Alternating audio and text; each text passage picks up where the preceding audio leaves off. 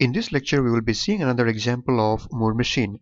This example is not about construction of Moore machine, but here we are already given a Moore machine and we will try to pass some inputs to this Moore machine and see what are the kind of outputs that it gives. So here is our question. For the following Moore machine, the input alphabet is sigma equal to AB and the output alphabet is delta equal to 0, 1. Run the following input sequences and find the respective outputs. So for this given Moore machine, where the inputs could be anything in A and B and the outputs are anything in zeros and ones, and we are given this Moore machine and we have to run the input sequences given here to this Moore machine and try to find out what are the outputs that they give.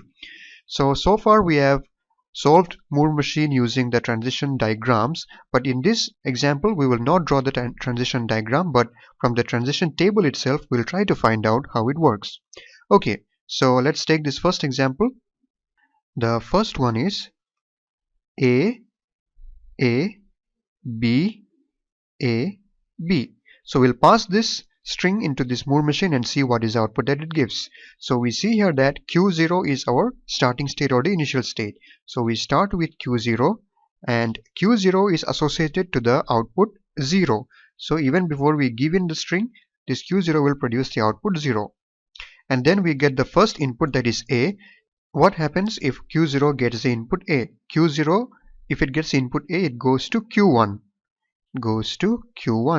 And what is the output that Q1 produces? Q1 produces the output 0.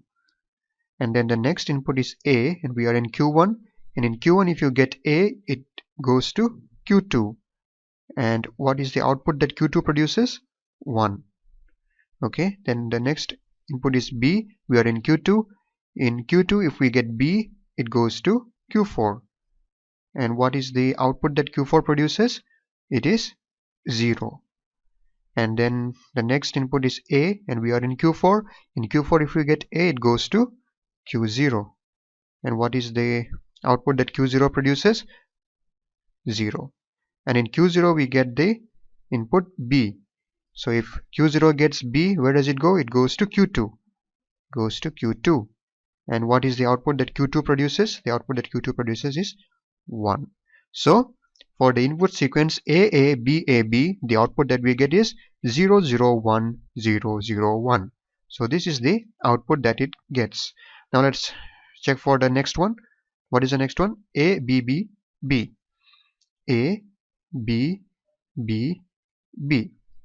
Again we start with our initial state, that is Q0, and Q0 gives the output 0 even before it gets any input. And then the first input is A.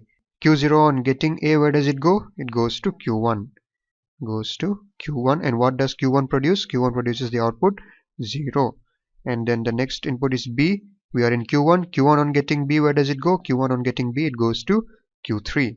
And the output that Q3 produces is 0. And the next input is B. We are in Q3. Q3 on getting B goes to Q4. And what is the output that Q4 produces? It is, look at here, it is 0. And then the next input is B and we are in Q4. In Q4 if you get B, it goes to Q0 and Q0 produces the output 0. So this is the output that we get for A, B, B, B, 0, 0, 0, 0, 0. Okay, now let's go to the third one. What is the third one? The third one is A, B, A, B, B. A, B, A, B, B. And as usual we start with Q0, which is the starting state, and Q0 produces output 0, and then we get our first input A.